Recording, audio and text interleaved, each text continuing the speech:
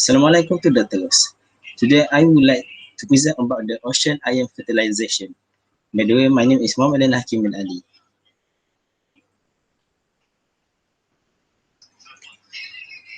Okay.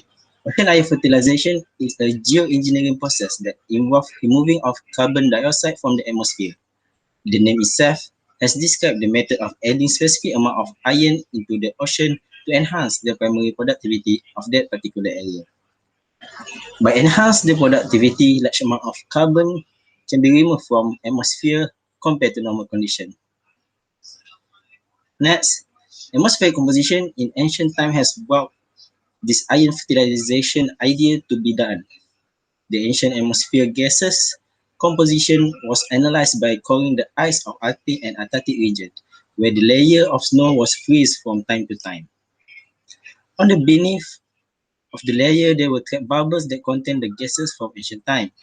The extraction of bubble can be done by melting, crushing, or grating the ice core inside vacuum environment. For example, 1 million years old of ice core from Allen Hill, Antarctic was analyzed and the bubble trapped inside were extracted. The analysis has found several gases present such as carbon dioxide, methane, paleo-atmospheric oxygen, and deuterium. From figure 1.2.1, we can see the layer of the ice core where 60 to 110 meter deep contain the ice that freeze from 100 to 1000 years ago. Meanwhile, figure 1.2.2 show the depth of ice core where increasing depth resulting in increasing years.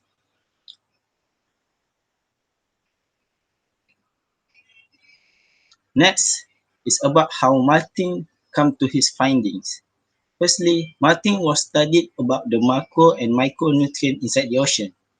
He came to confusion throughout his study when he found the iron concentration was very low in the ocean, while macronutrients such as nitrate and phosphate were very high.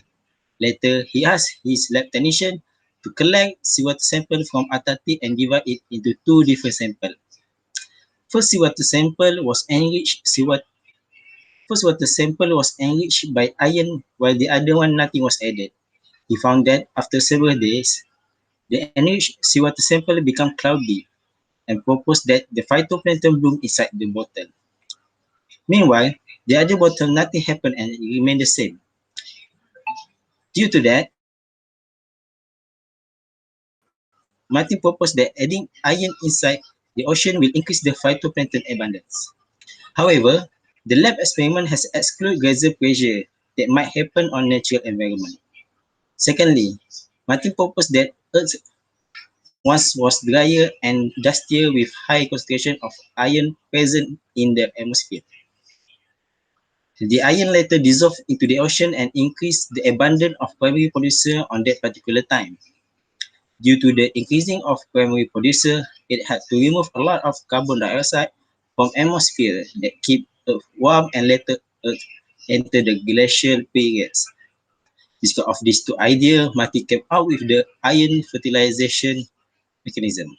Okay, the main objective of this ocean iron fertilization or OIF is to increase the phytoplankton abundance in order to remove the carbon dioxide from the atmosphere. And the second objective is to enhance carbon sink and carbon sequestration process.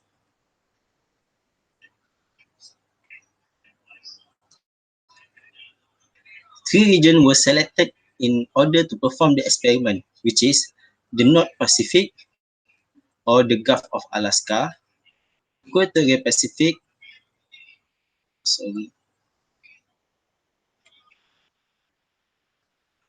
Equatorial Pacific, and the Southern Ocean.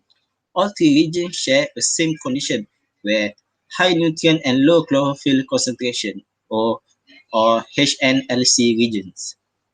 This region was chosen because the high micronutrient This region was chosen because the high macronutrient available on the region still cannot increase the abundance of the primary producer. So Martin want to observe the increasing in iron concentration will increase the uptake of macronutrient that need by the primary producer to grow into a larger of number. Next. Next, OIF or ocean ion fertilization, very important because it related to the Earth climate. OIF was suggested to become solution for climate change issue, but highly debated among scientists of the successfulness and impact on the environment. Ion climate relationship become important because by adding the iron into the ocean, it will increase the efficiency of carbon biological pump compared to the normal condition. It also promote the carbon sequestration into the deep sea when the primary producers start to die and sink. If a large number means that a large carbon will sink.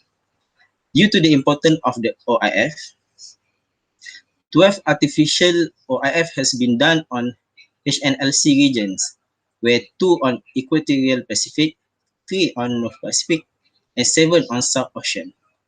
Meanwhile, one experiment had been done in subtropical North Atlantic to observe the ion fertilization on low nutrient and low chlorophyll region. From all the 13 experiments, 3 limitations has been identified. Firstly, is the experiment duration that be done is not enough to completely observe from the starting of the bloom until the termination of the bloom. This might be due to the preparedness of the crew and shortage of supply during the experiment. Secondly, the grazing pressure that happened on some sampling sites had affected the observation, and there were no method to control the grazer due to natural processes. Lastly, the measurement of expert flux into the deep sea cannot be done, especially with short time of observation, where longer time needed for carbon to sink into the deep sea. Okay, next. So based on the result reported from Yun et al. 2018, 9 experiments was considered success and achieved their aim. Both 9 experiments successfully enhanced the primary producer growth, where the phytoplankton size shift to bigger phytoplankton, which is diatom. Diatom bloom has increased chlorophyll concentration by more than 4.5-fold compared to normal condition. However, the first experiment, which is iron EX1, showed a little increase in and yet still success to increase the chlorophyll concentration. Other than that, export flux to the bottom also been observed from some experiment, where the highest can be observed from soft EXN and also has the highest diatom bloom. However, 4 of the total experiments were unsuccessful, where the diatom bloom cannot be observed as indicator of high chlorophyll concentration due to the high grazing pressure on the sample site. No export of carbon also reported, maybe due to insufficient iron being added to the site or high dilution rate from small patches of iron.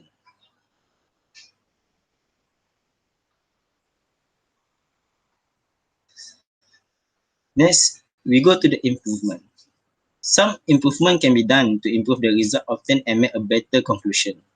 Suggested by Watson et al. 2008, collaboration between modeling and observation can produce a good experiment method and result.